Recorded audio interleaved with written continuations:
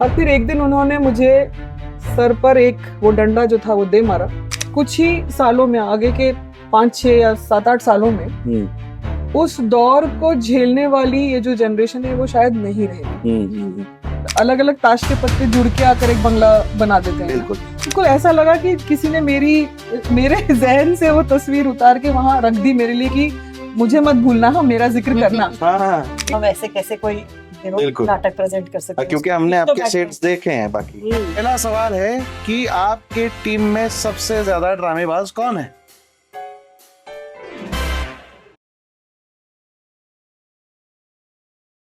Theatre India company के podcast series के दूसरे एपिसोड में आप सभी का स्वागत है। क्या कोई रंग आपके भीतर किसी याद को इस कदर हरा रख सकता है कि सदियां भी उसे धुंधला न कर पाए, या फिर वो सब कुछ जिसे आप भूल जाना चाहते हो उसे जानबूझकर किसी एक रंग के चादर में लपेट के अपने इर्द गिर्द यूं ओढ़ लेते हैं ताकि दुनिया तक को भनकना पड़े कि वो दर्द हमारे भीतर मौजूद है या नहीं। आज जब हम 2026 की दुनिया में सांस ले रहे हैं, हमारे चारों तरफ नफरतें, कड़वाहटें रुकने का नाम नहीं ले रही हैं। वैश्विक स्तर पर युद्ध, विस्थापन और नफरत की खबरें सुर्खियां बटोर रही हैं। इतिहास आज खुद को वापस दोहरा रहा है और इस सब के बीच पीस रहा है बस इंसान।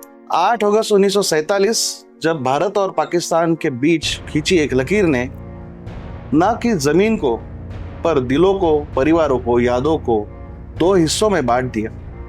इस त्रासदी की कोख से जन्मी एक कहानी जिसका नाम है गुलाबो। यह सिर्फ एक नाटक नहीं है, ये एक औरत सबीना बानो के वजूद की तलाश है। और इस औरत ने मोहब्बत और फर्ज के लिए अपना सब कुछ पीछे छोड़ दिया। और जब वो जिंदगी के आखिरी पन्नों पर थी तब उसे पता चला कि उसका अतीत आज तक जिंदा है। लेकिन ये सिर्फ अतीत की भी कहानी नहीं है, ये आज की कहानी है। ये एक पोती की कहानी भी है जिसके लिए उसकी दादी ताकत है, फुर्ती है और उसके जिंदगी का आदर्श भी है। दादी का एक अधूरा सपना जो पोती पूरा करना चाहती है, मगर क्या वो उस सपने को, उस रंग को समझ पाई है? आज हमारे साथ इस पॉडकास्ट में थिएटर इंडिया कंपनी के गुलाबो टीम से वैदेही जी, राखी जी और प्रेरणा जी मौजूद हैं।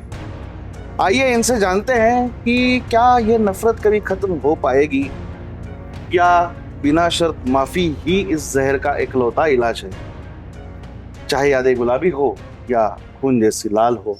हमारे साथ इस नाटक की लेखिका और निर्देशिका वैदेही संचेती मौजूद है। हेलो। और उनके साथ है अदाकारा राखी सराफ और प्रेरणा जकातदार। आप सभी का इस पॉडकास्ट में स्वागत है। Thank you. सो शुरुआत आपसे करते हैं जी इस कहानी की शुरुआत रंग के फलसफे से होती है। जी। एक कहानी एक दादी और पोती की जी।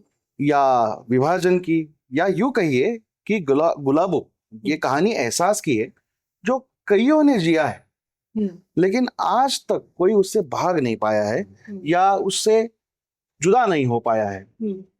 आपकी क्या कहानी है?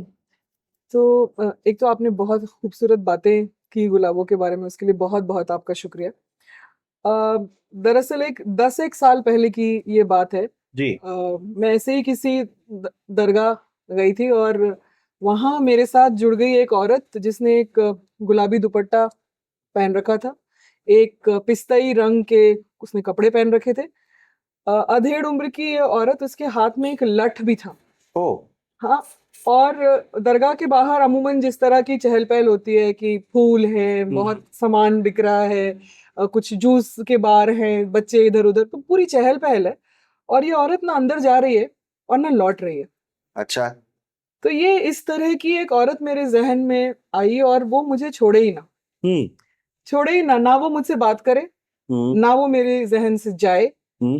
और जब मैं उसे पूछूं कि आप कौन हैं, आप क्यों नहीं अंदर चली जाती, तो वो जवाब भी नहीं दे रही थी। और बहुत समय तक ये चलता रहा। मतलब ये लगभग ऐसा जैसे कि मैं उसे सचमुच में मिली हूँ, इतना गहरा मेरा उसके साथ रिश्ता हो गया।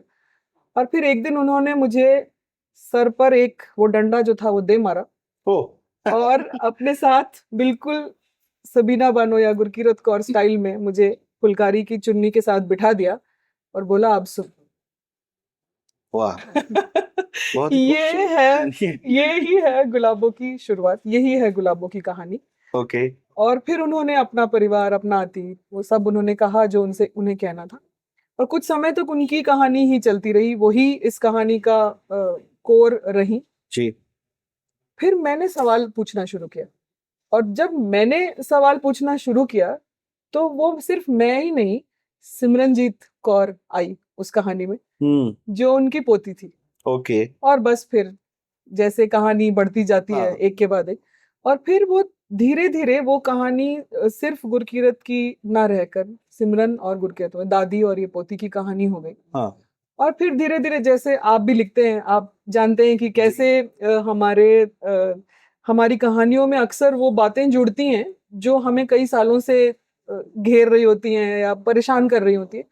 तो फिर धीरे धीरे ये बात की जो दबे हुए एहसासात होते हैं उनका कोई क्या करे, कैसे हम छुपाते हैं, कैसे हम उन्हें ओढ़े रहते हैं, किसी को नहीं बताते हैं, ये एक बात आई। फिर एक ये बात आई कि आपको पता होगा, आप सभी को पता होगा कि पंजाब में ये बात है कि गुरकीरत कौर भी होती है और जी। गुरकीरत सिंह भी होता है, सिमरन कौर भी होती है और सिमरनजीत प्रभजीत सिंह भी होते हैं। जी। तो ये भी एक बात मेरे जहन में थी। तो इस तरह वो धीरे धीरे जितना गहरा हम जाते गए, वो एक कहानी ने जन्म लिया। जी। तो यही है उसकी कहानी। आमतौर पर कहानी को जब नाटक में आप ले आते हैं तो और उसमें चीजें जी आ जाती हैं और जी। किरदार दिखने लगते हैं। जी तो आपने जैसे कहा कि उस औरत के लिए सिमरनजीत कौर आप थी, जी तो बाकी कहानी के किरदार भी आए होंगे। बिल्कुल। अब तो परिवार था पूरा। जी। नहीं, आप कह रहे नहीं, थे। तो मैं यही पूछ रहा था कि दादी की कहानी थी, फिर उसमें पोती जुड़ गई, जी लेकिन एक बीच की जनरेशन भी है। जी। हाँ। अब ये अच्छी बात है कि अमूमन ना दादी पोती के रिश्ते में या दादी पोते के रिश्ते में भी माँ बाप स्पेक्टेटर्स ही होते हैं, क्योंकि उनका जुड़ाव एक अलग ही तरह का होता है ना। मुद्दल और सूद की बात हम करते हैं डायलॉग्स में कहीं, तो वो जो मुद्दल पे मिला हुआ सूद हमेशा ज्यादा प्यारा होता है, लेकिन उस सूद को जन्म तो मुद्दल ही देता है। तो वो जो मुद्दल है वो बेचारा पिसने वाला जनरेशन होता है, क्योंकि उन्हें ऊपर वालों को भी संभालना है। और अब इस कहानी में सबसे मजे की बात यह है कि इस कहानी में जो मम्मी और पापा हैं, इस या सिमरनजीत के मम्मी पापा और गुरकीरत के बेटे, वो इस कहानी के छुपे हुए चालक हैं। अच्छा। मूल आपको हमेशा दिखाई देगा कि दादी और पोती चला रहे हैं जी। पर वो चलाए किस तरह, इसको ये दोनों अंदर अंदर से इनकी मिली भगत से वो कहानी आगे बढ़ रही है। और इसका अंदाजा न दादी को है न पोती को है, और ये मियाँ बीवी मजे ले रहे हैं, जैसा अमूमन घरों में होता है। जी। और इसका सीधा संबंध 1947 के बंटवारे से भी है। जी। अब जैसा आपने शुरुआत में कहा कि ये जो सरहदें, ये जो कड़वाहटें या नफरतें, ये जो भी है जी। अब हमारा जो देश है या हमारा जो ये इलाका है, सब कॉन्टिनेंट, द इंडियन सब कॉन्टिनेंट, इसके ऊपर एक बहुत बड़ा गहरा घाव है, वो पार्टीशन। जी। कई लोग ये सोचते होंगे कि अरे वो तो पुरानी बात है, अभी क्यों कहनी है, या इसके क्या मसला है भाई तुम्हारा, निकल आए हम तो उससे।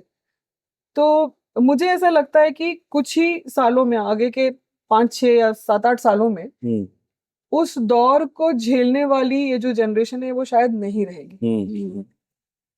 फिर उनमें जो ये आत्मीयता थी अपने अपने घरों के बारे में, चाहे वो इस मुल्क से उस मुल्क गए हों या उस मुल्क से इस मुल्क आए हों, वो जो आत्मीयता या वो जो प्यास थी कि मुझे एक बार वहां जाना है, या मुझे उन लोगों से फिर मिलना है, एक बार अपने दोस्त को गले लगाना है, इस तरह की जो चीजें हैं वो खत्म हो जाएंगी।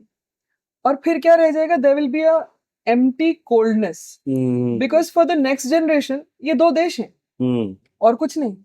मतलब यूं कहिए कि गुरकीरत कौर एक ऐसी औरत है कि जिसके 2 घर हैं, लेकिन उनको सरहदों ने अलग करके रखा है। बिल्कुल। तो अमूमन मतलब सरहदें तो होती हैं जी, और सरहदों की वजह से जो मसले भी होते हैं वो भी होते हैं, लेकिन कुछ चीजें ऐसी होती हैं जो मतलब जिसको नेचुरल कहते हैं, हम्म, या अपने भावनाओं से जुड़ी हुई कुछ ऐसी चीजें होती है कि जो तो दोनों तरफ कॉमन होती है। जैसे रंग का आपने काफी अच्छा इस्तेमाल किया है, जी, वैसे और एक चीज है हम्म, जिसका बहुत अच्छा इस्तेमाल आपने नाटक में किया है, हम्म, वो है तस्वीर। ये तस्वीर का क्या नाता है इस नाटक से? जी। अब ये कैसे, देखिए जब लिखते हैं तो कैसे सारी अलग अलग ताश के पत्ते जुड़ के आकर एक बंगला बना देते हैं ना। बिल्कुल। तो ऐसे ही एक वो तस्वीर, ब्लैक एंड व्हाइट एक तस्वीर मेरे जहन में हमेशा से थी, जिसमें पंजाबी दूल्हा है लेकिन मुसलमान दुल्हन है। और वो पता नहीं कहाँ से आई, मतलब हाँ। जरूर किसी ना किसी, कभी किसी चीज को पढ़ रहे होंगे, देख रहे होंगे, जी। तो उसमें तो दरअसल लाहौर में एक फोटो स्टूडियो है। वो उस फोटो स्टूडियो की खास बात यह है कि उन्होंने मोहम्मद अली जिन्ना साहब का चित्र, उस जमाने में उन्होंने उनकी तस्वीर ली। और जब भी हम ये थोड़ा रिसर्च करते हैं काम के लिए, तो उसमें वो भी आया, और आप विश्वास नहीं करेंगे क्षितिज जी, वो वही एग्जैक्ट जोड़ा, वैसी ही एक तस्वीर वहां थी। तो Interesting. हाँ, बिल्कुल सेम, बिल्कुल ऐसा लगा कि किसी ने मेरे जहन से वो तस्वीर उतार के वहां रख दी मेरे लिए कि मुझे मत भूलना, हाँ मेरा जिक्र करना। इतना इतना मतलब वो इतनी जादुई चीज थी मेरे लिए। और मैंने फिर सबको दिखाई है वो तस्वीर, सभी के, हमारे इनफैक्ट व्हाट्सएप ग्रुप का वो है भी। अब तस्वीर इसलिए इम्पोर्टेंट है कि तस्वीर खींचना एक मामूली बात नहीं थी उस जमाने में। उस जमाने में सही है। ना पैसे से और ना एक्सेसिबिलिटी से। बिल्कुल। और किसी औरत का जाकर एक तस्वीर खींचना या खिंचवाना, ये तो और ही दूर की बात वो होगी। तरीका ही पता नहीं था और चलन भी नहीं। चलन तो बिल्कुल ही नहीं था। तो मैं चाहती थी कि हमारी जो गुरकीरत कौर है, मतलब मैंने ये डिवाइस की तरह भी उसे इस्तेमाल किया है कि भाई ये औरत कैसी थी जब वो वहां अपने घर में थी, तब उसकी जिद है कि मैं एक तस्वीर खिंचाऊंगी अपने मंगेतर के साथ। वाह। आप सोचिए कि एक 17-18 साल की लड़की जो एक मुसलमान परिवार में लाहौर में है उस समय, उसकी ये चाहत और उसकी एक कर गुजरने की करगुजारी, या कारगुजारी कहते हैं शायद, मैं शब्द करूं, हाँ। तो ये दोनों गुरकीरत कौर को एकदम अच्छे से आपके सामने खड़ा करते हैं कि ये एक बहुत ही जिद्दी, लेकिन बहुत ही कर्मठ और बहुत ही रोमांटिक सी औरत है। तो वो डिवाइस आया और फिर वो डिवाइस उसने अपनी जगह बना ली इस तरह से। आज की जनरेशन ने आपके ख्यालात सुनने चाहिए, पता नहीं किस किस तरह की तस्वीरें खींचते रहती है। खैर, हम आगे बढ़ते हैं। तो आज के हालात ऐसे हैं कि एक देश जो पहले अपना अंग था जी, और आज अपना पड़ोसी मुल्क है, जी, उसके वजूद में आने से ही आज तक हम सभी, मतलब यहाँ भी और शायद वहां भी, एक रंजिश से गुजर रहे हैं। और अब ये रंजिश इतनी बढ़ गई है कि एक दूसरे को मिटाने तक पहुंच चुकी है। बिल्कुल। ऐसे में ये कहानी या ये नाटक करते समय आपको कहीं डर नहीं लगा कि मतलब अपने ही मुल्क में अपने ही लोग हमको ही गलत ना समझ बैठे? तो जी, ये कभी डर नहीं लगा आपको? लिखते समय बिल्कुल डर नहीं लगा, क्योंकि जैसा मैंने कहा कि गुरकीरत कौर ने भाई लठ मार के ही लिखा ही लिया मुझसे कि ये तुम्हें लिखना है। बिल्कुल। तब नहीं लगा डर, क्योंकि एक तो वो पन्नों तक सीमित भी थी बात। लेकिन जैसे ही हमने इसके मंचन की योजना बनाना शुरू किया या सोचना शुरू किया कि हाँ इसका मंचन ऐसे होगा वैसे होगा, धीरे धीरे जब ये हमारे सारे कलाकार वो चीजें प्रस्तुत करने लगे, तो कभी कभी मुझे मतलब बहुत डर लगा कि अगर ऑडियंस में बैठा हुआ कोई इसे किसी भी गलत तरह से ले, जी, किसी भी एक मुल्क की तरफ से ले कि आप इनकी तरफदारी कर रहे हैं, या किसी भी एक रिलीजन की तरफ से ले लें कि आप इनकी तरफदारी कर रहे हैं और इन्हें कम दिखा रहे हैं। हालांकि लिखाई में ऐसा कुछ नहीं है। आपने तो खैर आप जानते ही हैं कि हमने बैलेंस भी रखा है और हमने दोनों साइड दिखाने की कोशिश भी की है। बिल्कुल। हाँ, मगर आज भी मंचन से पहले एक बार मुझे ये ख्याल जरूर आता है कि सब ठीक होगा ना, आने वाले लोग उसी भाव से इसे देखेंगे ना जिस भाव से हम प्रस्तुत कर रहे हैं, क्योंकि हम सिर्फ यही कह रहे हैं कि इन सारी इस तरह की सारी समस्याओं के, जितने देश हैं, जितनी दो देशों के बीच या दो मुल्कों के बीच जितनी जितनी कड़वाहटें हैं, उसका मुझे दिखाई देने वाला एक ही हल है कि तहे दिल से बिना कोई शिकायत या बिना कोई शर्त रखे माफ करना।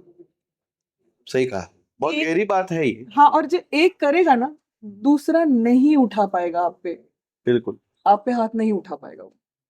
पर हमें बिना शर्त और बहुत हिम्मत करके करना होगा। बिल्कुल बिल्कुल। शायद इंसान को हिम्मत पहले ये करनी होगी कि उसको खुद को पहले माफ करना होगा कि मैंने आज तक ये नहीं किया, बहुत अच्छी बात आपने कही। और फिर वो दूसरे का सोच सकता है कि मुझे उसे भी माफ कर देना चाहिए। जी जी। खैर, अब हम अपनी अदाकाराओं के तरफ बढ़ते हैं। बिल्कुल। तो राखी जी, आपसे एक सवाल है। जी सबीना बानो, ये जो किरदार आप निभा रही है, जी काफी एकदम स्ट्रांग, मजबूत, लेकिन अंदर से टूटी हुई महिला है। तो अपनी जान बचाने के लिए अपने पति के साथ आप चली आई, पूरे परिवार को पीछे छोड़ दिया आपने। तो ये जो विवशता थी और बुढ़ापे में आपके अतीत का आपके सामने दोबारा आना, तो इस द्वंद्व को आपने किस तरीके से झेला, मतलब अपने अंदर कैसे उतारा? आमतौर की जिंदगी में भी जब हम कैरेक्टर्स को स्टडी करते हैं, जी। हर कैरेक्टर के मल्टीपल लेयर्स होते हैं, हम्म। उनके इमोशंस के, उनके सिचुएशंस हम्म। के, या जो जो भी उनके एक्सपीरियंसेस रहे हैं। सो इन्हीं सब मल्टीपल लेयर्स को हमको स्टडी करना पड़ता है, और हम अपने खुद की पर्सनालिटी की भी लेयर्स को स्टडी करते हैं। सबीना बानो उर्फ गुरकीरत कौर, इस किरदार को इतनी खूबसूरती से लिखा गया है कि एक तरफ वो एक बहुत स्ट्रांग महिला है, जैसे कि आपने बताया कि वो अपने परिवार के लिए कुछ भी कर सकती है, वो सच्चाई के लिए, जिन चीजों में वो बिलीव करती है उनके लिए वो लड़ने की ताकत रखती है। बिल्कुल। वो मस्तीखोर भी है, बातूनी भी है, बहुत टॉकेटिव है। अच्छा। सुबह उठते साथ वो पूरे मोहल्ले की औरतों को जमा करके उनके साथ बातें करना चाहती है। सो वेरएज उस एस्पेक्ट को मेरे लिए अडेप्ट करना थोड़ा सा आसान था, क्योंकि मैं खुद एज अ पर्सनालिटी कुछ हद तक उससे मेल खाती हूँ। मैं भी मस्तीखोर हूँ, थोड़ी स्ट्रॉन्ग हेडेड हूँ। सो वो एस्पेक्ट निभाना थोड़ा आसान था। पर जहाँ दर्द की बात आती है, सबीना बानो ने पार्टीशन झेला है, जैसा कि हम बोलते हैं। हमारी जनरेशन ने पार्टीशन की सिर्फ बातें सुनी हैं, सुनी, सही, उसे देखा नहीं या उसे महसूस नहीं किया। मैंने अपनी माँ से कहानियां सुनी थी कि कैसे मेरे नाना लाहौर से जान बचाकर एक लाश के रूप में ट्रेन में बचकर निकले हैं। तो ये हम बचपन से ये कहानियां सुनते आए हैं, लेकिन उनको महसूस करने का पहली बार गुलाबों के थ्रू मौका मिला कि उस दर्द का हम कुछ परसेंटेज, मैं ये नहीं कह सकती कि हम वहां तक, उस दर्द तक पहुंच सकते हैं, because it is very difficult उस इमोशन को उस डेप्थ तक महसूस करना। हम कोशिश पूरी की हमने, तो वो एस्पेक्ट अपने अंदर लाना बहुत मुश्किल रहा, वो सफर।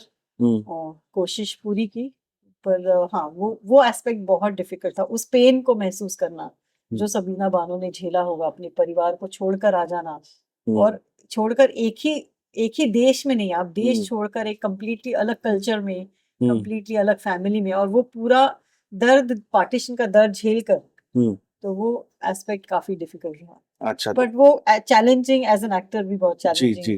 रहा मुझे।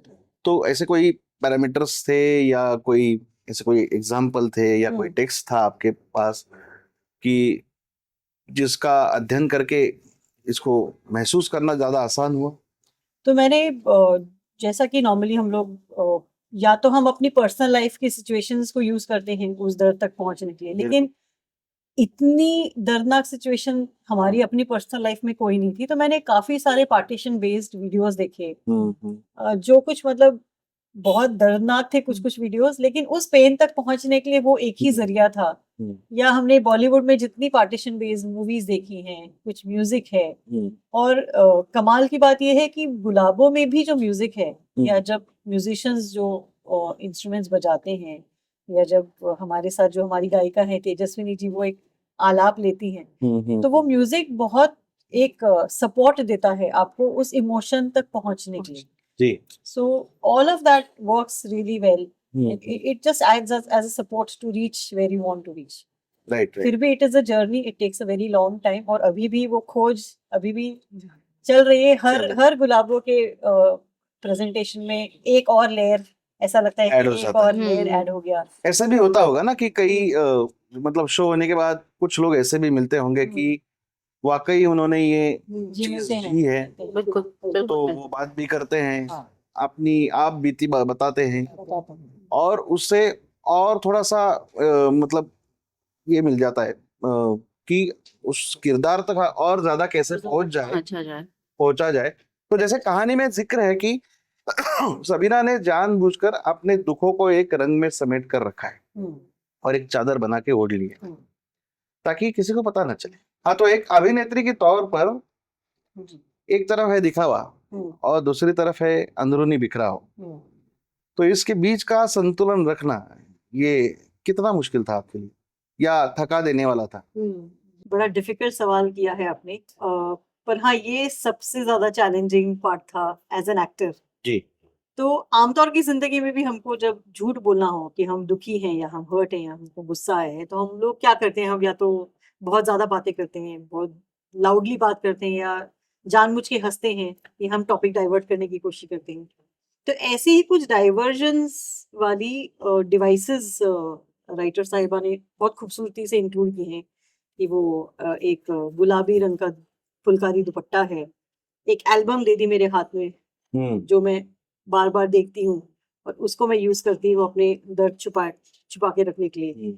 एक काला गॉगल है मेरे पास। वाह। तो ये सब डिवाइसेस मुझे दिए गए थे एक किरदार के रूप में यूज करने के लिए, बट फिर भी किसी भी एक्टर के लिए दुख जताना कंपैरेटिवली थोड़ा फिर भी आसान होता है, लेकिन दुखी होकर दुख ना दिखाना ये ज्यादा डिफिकल्ट होता है। आप बिल्कुल। मैंने कई सारे एक्टर्स के इंटरव्यूज भी देखे, नवाजुद्दीन सिद्दीकी साहब हैं, नसीर साहब हैं, उनके इंटरव्यूज में भी वो यही बात बोलते हैं कि दर्द अपनी आंखों में रखना पर उसको ना दिखाना, या आंसू अंदर हैं लेकिन वो बाहर ना निकाल पाना, ये एक एक्टर के लिए बहुत चैलेंजिंग है। बिल्कुल। मुझे याद है रिहर्सल्स के टाइम पे स्क्रिप्ट में ऐसे 2-3 पॉइंट्स हैं कि वो इमोशनली इतने हाई पॉइंट्स थे कि आप एज एन एक्टर वहां ब्रेक डाउन ना हो ऐसा बहुत मुश्किल है।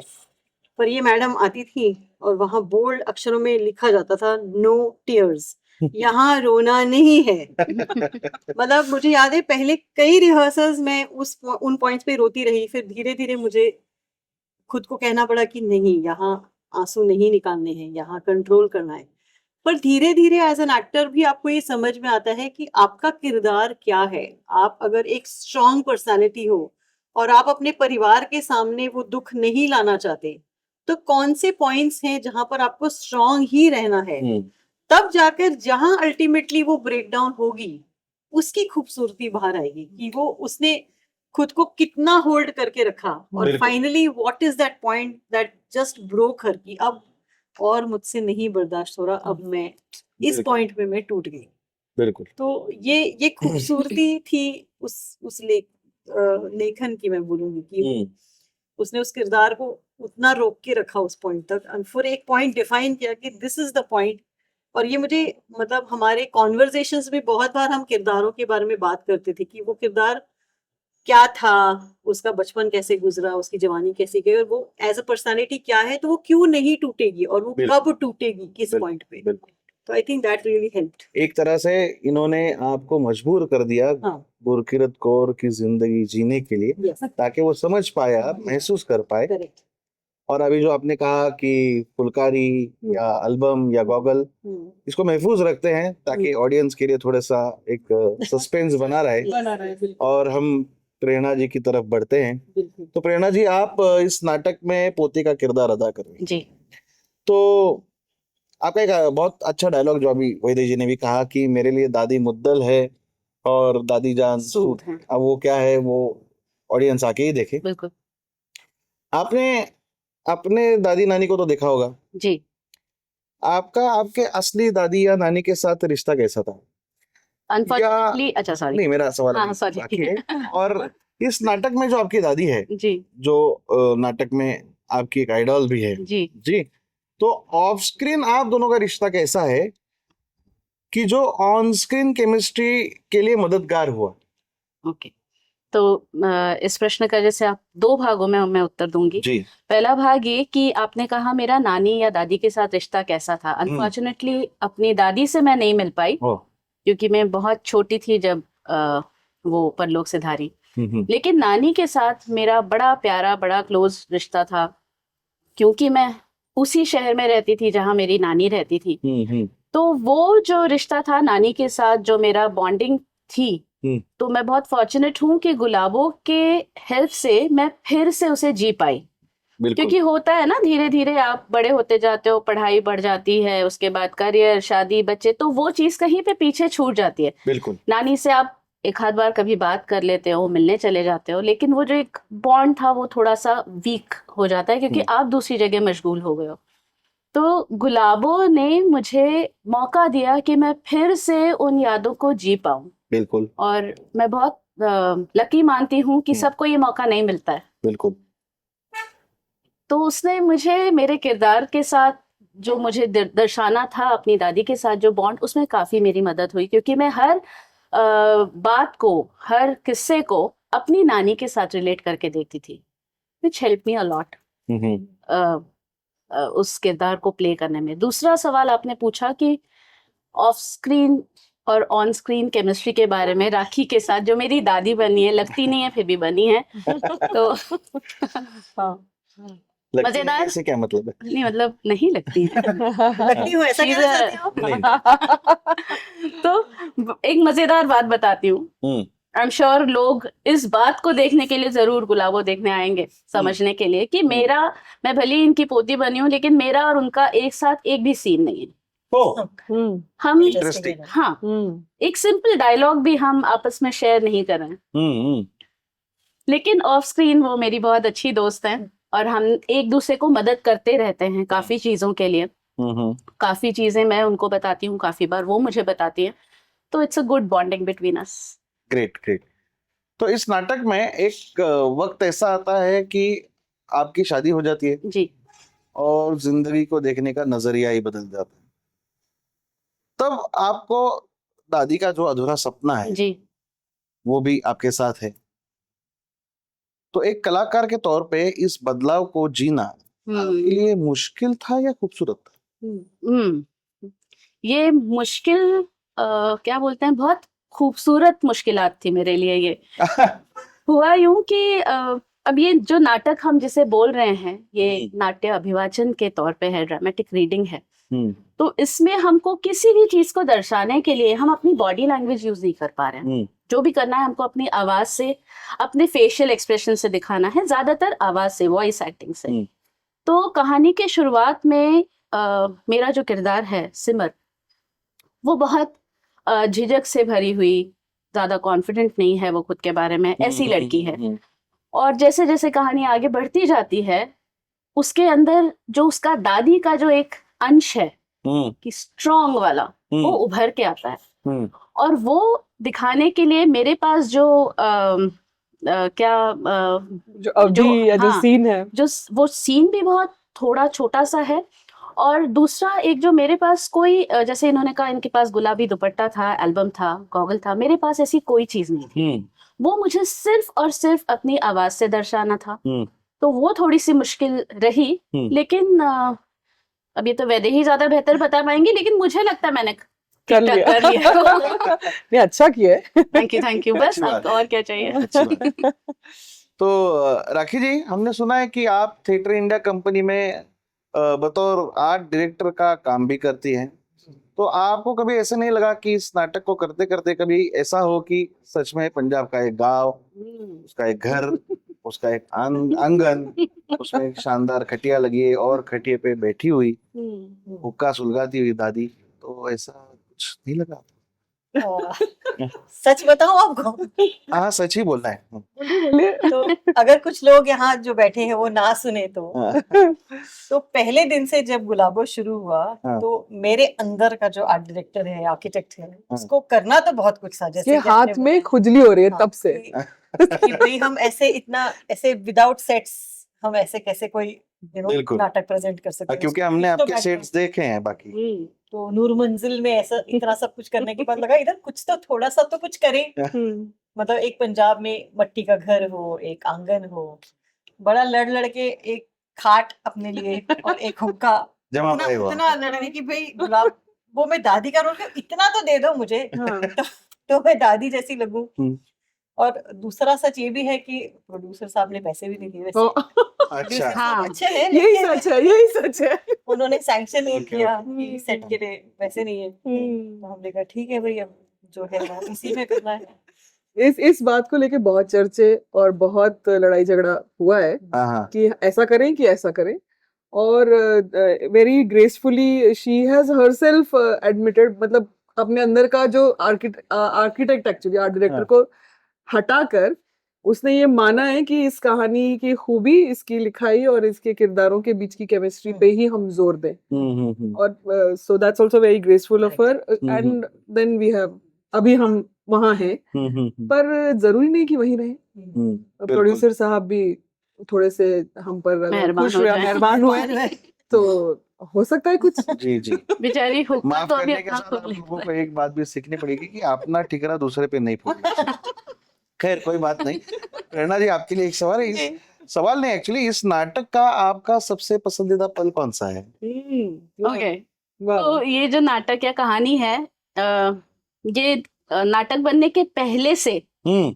मैंने पढ़ी थी, वैदेही ने अच्छा। बहुत पहले मुझे भेजी थी, और तब से ये जो दादी और पोती की बॉन्डिंग है ये मुझे बहुत अच्छी लगी थी, और एक मतलब मेरे अंदर थी वो सिमर की, ऐसी ही सिमर होगी। और जब ये पूछ रहे हैं तो इसमें मजेदार बात ये है कि इसमें एक भी सीन ऐसा नहीं है जो मेरा हो और मुझे बहुत पसंद हो। मेरा जो सबसे पसंदीदा सीन है वो है सिमर और उसकी मम्मी के बीच का सीन। अच्छा। वैदेही ने अभी उसके माँ बाप की बात की जो बड़े स्ट्रांग थे, और वो जो पूरी कहानी वो चला रहे हैं, तो उसमें एक बता दूं मैं क्या सीन है? बता सकते तो उसमें एक सीन है जिसमें सिमर अपनी मम्मी को बोलती है कि हाँ तू तो बेवकूफ है, और माँ बोलती है हाँ भाई मैं तो बेवकूफ ही हूँ, सारी अकल तो तुझ में ही आ गई है। तो मेरे टीनेजर बच्चे हैं तो मेरे घर में ये सीन रोज होता है। मुझे बड़ा क्यूट लगता है, ना चाहते हुए भी मेरे चेहरे के ऊपर हंसी आ जाती है, जबकि मुझे वहां कुछ एक्सप्रेशन देने नहीं है। तो ना चाहते हुए भी मेरी हंसी फूट जाती है उसमें कि कितना प्यारा मोमेंट है ये। वाह। एक बार आपकी तरफ वापस आते हैं जी। As a director. अभी आपसे एक बात करते हैं ओ। कि 1947 का वो दौर, उस खौफ और मोहब्बत को 21वीं सदी के मंच पर जीवित करना, जहां आज की पीढ़ी शायद उस दर्द से सीधे तरीके से जुड़ी नहीं। जी। तो डायरेक्टर के तौर पर आपने इस टाइम ट्रेवल को स्टेज पे कैसे मुमकिन किया है? जी, ये मुश्किल रहा है। हाँ। और पर इसमें सबसे पहला काम ये करना पड़ा है कि अपने अंदर के लेखक को बोलना पड़ा है अब बस, अब तुम चुप चुप हो जाओ थोड़ी देर के लिए। और फिर ये देखना पड़ा है कि भाई तुमने बड़े बड़े वाक्य और बड़ी सुंदर सुंदर चीजें लिख दी, लेकिन इसकी शायद जरूरत नहीं है। तो वो जो एक एडिटिंग इन टर्म्स ऑफ कि ये these are very good words but these are not converting into any action on for me on stage, एक काम तो पहले ये करना पड़ा।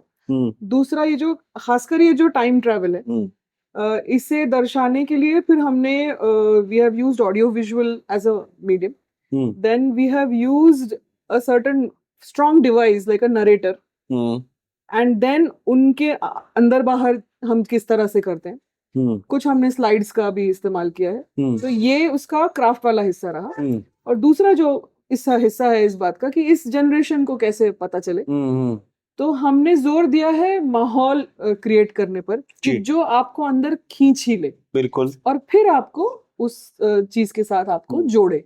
बिल्कुल। तो ये कोशिश हाँ, रही और है। जहां तक मैंने इसका एक शो देखा है, तो इस नाटक में कई सारे कॉन्ट्रास्ट है जिसको आपने संगीत से जोड़ने की कोशिश की। बिल्कुल।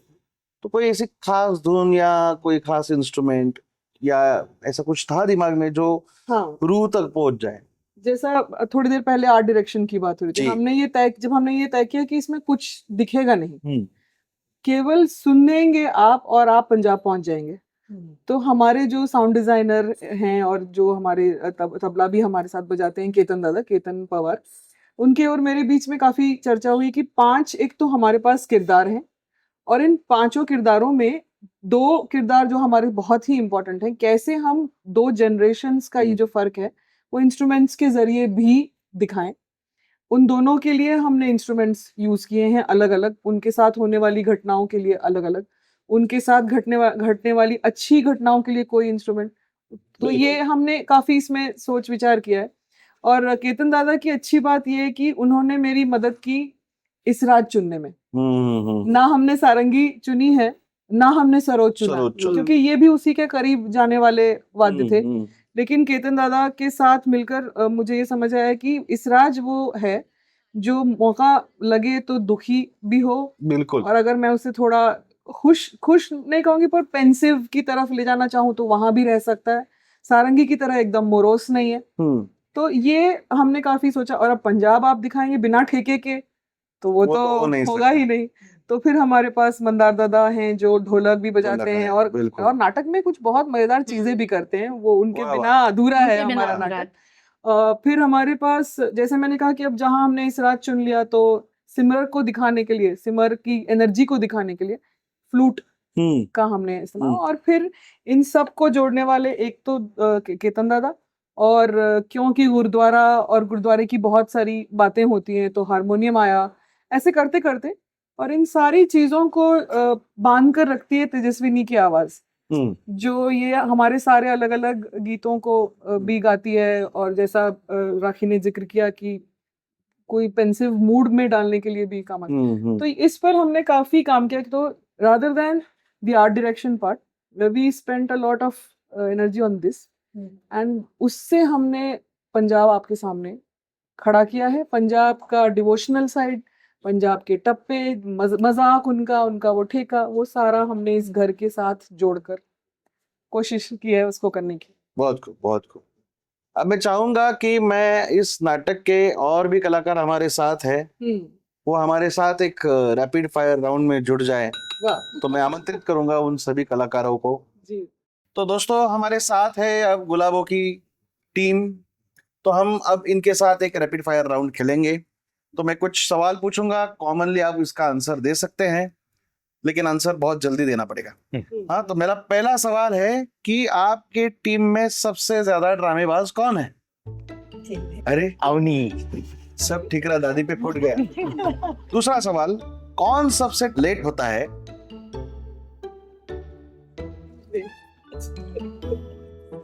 मैं।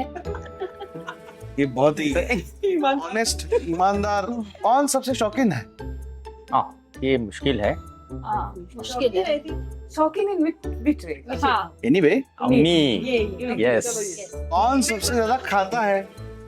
अवनी। हे भगवान, शौकीन होने का एक एग्जांपल। शौकीन, ओके, अलग ही बात। हाँ, कौन है जो सबकी आवाजें निकालता है? प्रेरणा। अच्छा, आपको अब तक मैं अच्छा समझ रहा था। अच्छी आवाजें ही निकालती हूँ। तो आप बताइए कि कौन सबसे ज्यादा पैनिक होता है? Panic Vaidehi.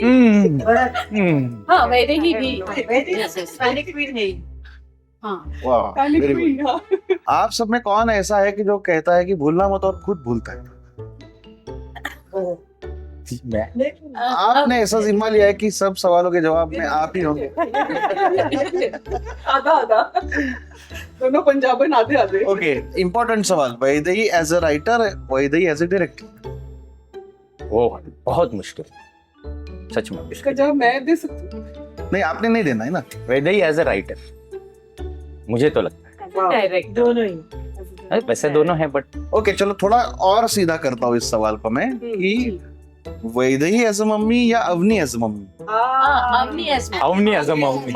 Correct. Any day. अच्छा, ये और एक थोड़ा पेचीदा सवाल है कि 4 वुमन फॉर्मेट या 1 मैन और 4 woman format? I will sit this out. मुश्किल है मेरे लिए जवाब। 1 man and 4 women. Yeah, Yes, 1 man. 1 man and 4. मुझे अफरोज ज्यादा लगते नहीं, मतलब जैसा आप देख रहे हैं शिद्दत दादा, थोड़ा सा मौका लेके 5-6 किरदार वो अकेला अदा कर रहा है। बिल्कुल बिल्कुल। मेरी पूरी जान 4 वुमेन में है ऑनेस्टली, लेकिन अगर भरत है तो 1 मैन एंड 4 वुमेन। अच्छा, एक आखिरी सवाल कि गुलाबो नाट्य वाचन या गुलाबो का नाटक? नाट्यवाचन। नाट्यवाचन। अभी तक देखा नहीं है, क्या कर सकते हैं हम? तो अभी के लिए तो नाट्यवाचन, लेकिन क्या कर सकते हैं नाटक में, वो है मतलब कि क्या हो सकता है, कैसे कर सकते देखो अभी मौका है, भविष्य के लिए कुछ मांगना हैं? है। यही तो मैं कह रहा था, ये तो नाट्यवाचन बोल प्रोड्यूसर के। साहब भी यही है, तो मांग लीजिए कुछ चाहिए हो तो मैं भी जवाब अगर दे सकूं जी बिल्कुल। तो नाट्यवाचन बहुत ज्यादा दिल के करीब, लेकिन नाटक की बहुत ललक ये है इसका। Great great. तो दोस्तों ये थी गुलाबो की टीम। दोस्तों सरहदें जमीन पर लकीरें खींच सकती है, लेकिन इंसानी फितरत पर नहीं। गुलाबो हमें सिखाती है कि मजहब या सियासत मायने नहीं रखती, अगर कुछ मायने रखता है तो प्यार, क्षमा करना और वो यादें जिन्हें हम ताउम्र जी सके।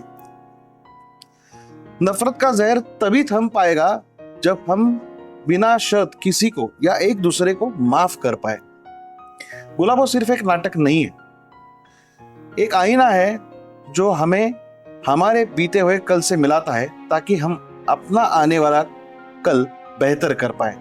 गुलाबो की पूरी टीम को बेहद तहे दिल से शुक्रिया इस खूबसूरत और बहुत ही जरूरी बातचीत के लिए। और सभी दर्शकों से मेरी ये गुजारिश है कि इस नाटक का मंचन अगर कभी आपके शहर में हो रहा हो तो आपकी दादी, नानी या अपने पूरे परिवार समेत इस नाटक को जरूर देखने जाइएगा, क्योंकि गुलाबो ये कहानी है जो थिएटर हॉल से निकलकर आपके दिल तक, आपके घर तक, आपकी रूह तक पहुंच जाएगी। तो जरूर देखिएगा नाटक गुलाबो। मिलते हैं अगले एपिसोड में, तब तक के लिए जो बोले सो निहाल। सत श्री अकाल। शुक्रिया।